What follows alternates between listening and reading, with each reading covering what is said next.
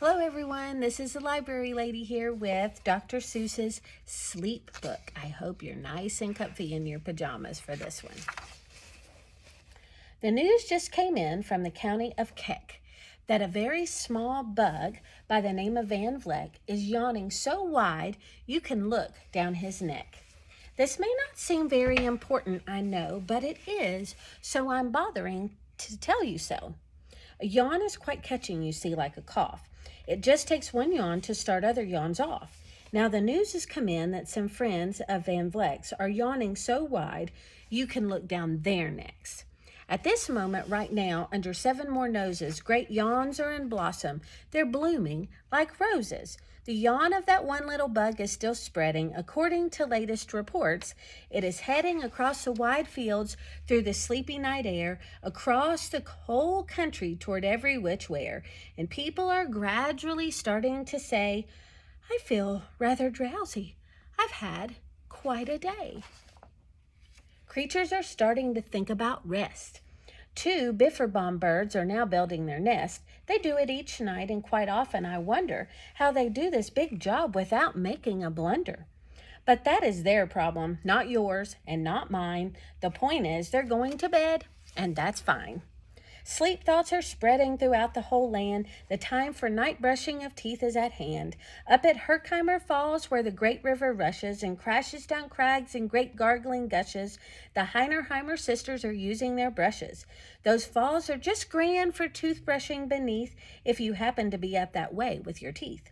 The news just came in from the castle of Krupp that the lights are all out and the drawbridge is up. And the old drawbridge drawer just said with a yawn, my drawbridge is drawn, and it's going to stay drawn.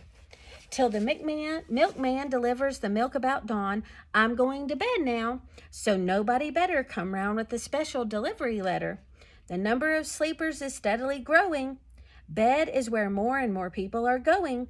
In Culpeper Springs, in the Stiltwalkers' Hall, the Stiltwalkers' stilts are all stacked on the wall.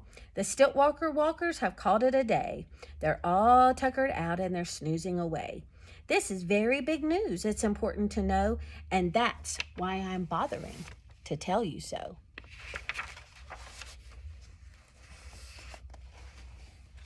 Way out in the west in the town of Merced, the Hinkle Horn Honking Club just went to bed. Every horn has been quietly hung on a hook for the night in its own private Hinkle Horn nook. All this long happy day they've been honking about, and the Hinkle Horn honkers have honked themselves out.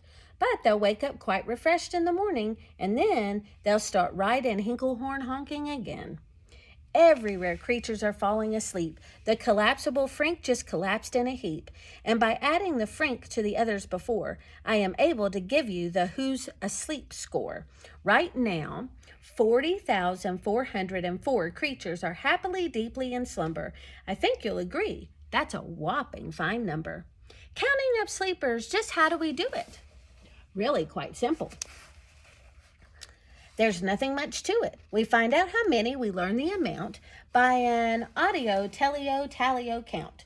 On a mountain halfway between Reno and Rome, we have a machine in a plexiglass dome which listens and looks into everyone's home, and whenever it sees a new sleeper go flop, it jiggles and lets a new biggle ball drop. Our chap counts these balls as they plop in a cup, and that's how we know who is down and who's up. Do you talk in your sleep? It's a wonderful sport, and I have some news of this sport to report. The world champion sleep talkers Joe and Mo Redzoff have just gone to sleep, and they're talking their heads off. For 55 years now, each chattering brother has babbled and gabbled all night to the other. They've talked about laws, and they've talked about gauze. They've talked about paws, and they've talked about flaws. They've talked quite a lot about old Santa Claus, and the reason I'm telling you this is because you should take up this sport. It's just fine for the jaws. Do you walk in your sleep?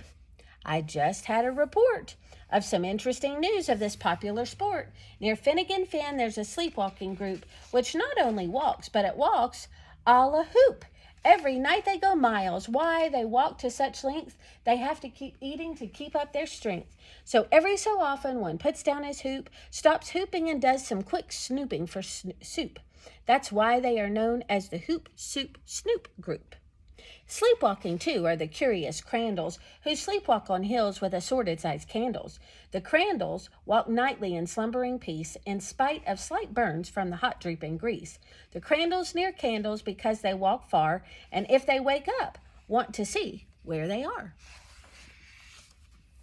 Now, the news has arrived from the Valley of Vale that a Chippendale mup has just bitten his tail, which he does every night before shutting his eyes. Such nipping sounds silly, but really it's wise.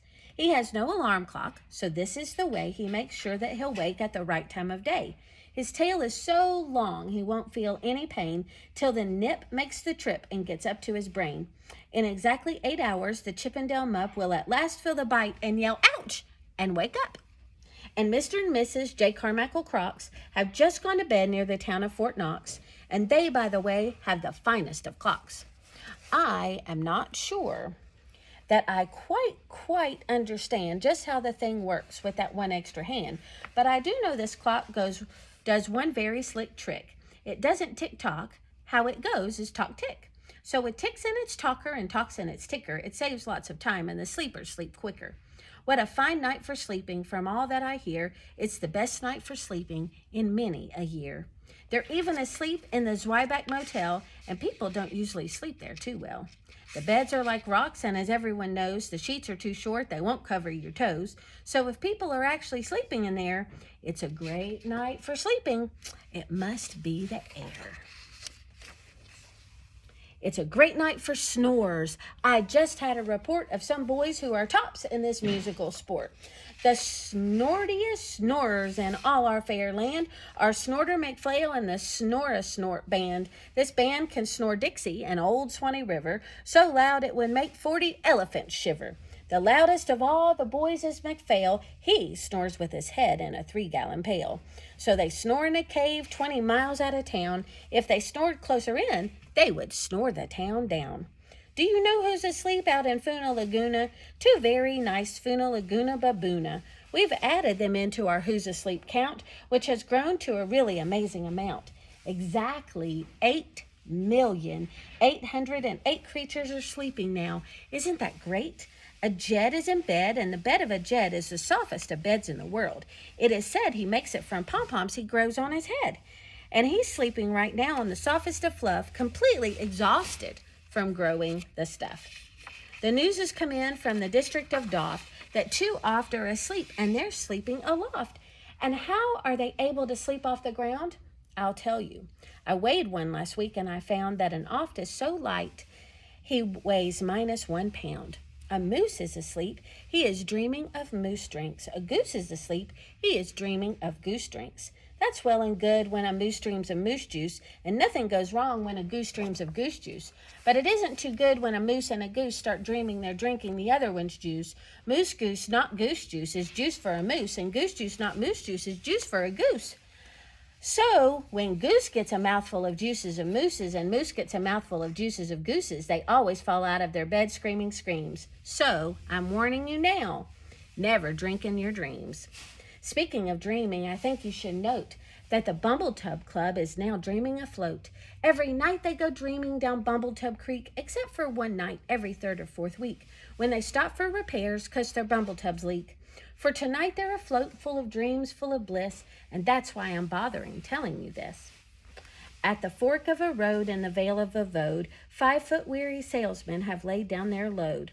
All day they've raced round in the heat at top speeds, unsuccessfully trying to sell Zizzurzu seeds, which nobody wants because nobody needs.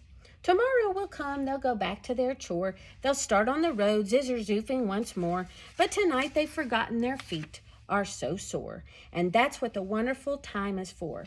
Everywhere creatures have shut off their voices. They've all gone to bed in the beds of their choices. They're sleeping in bushes. They're sleeping in crannies, some on their stomachs and some on their fannies, some peacefully sleeping in comfortable holes, some even on soft-tufted barbershop poles. The number of sleepers is now past the millions. Their number of sleepers is now in the billions. They're sleeping on steps and on strings and on floors, in mailboxes, ships, and the keyholes of doors. Every worm on a fish hook is safe for the night. Every fish in the sea is too sleepy to bite. Every whale in the ocean has turned off his spout. Every light between here and Farfoodle is out. And now, adding things up, we are way beyond billions. Our Who's Asleep score is now up in the zillions. 99 zillion, 9 trillion, and 2 creatures are sleeping. So, how about you? When you put out your light, then the number will be 99 zillion, 9 trillion, and 3. Good night.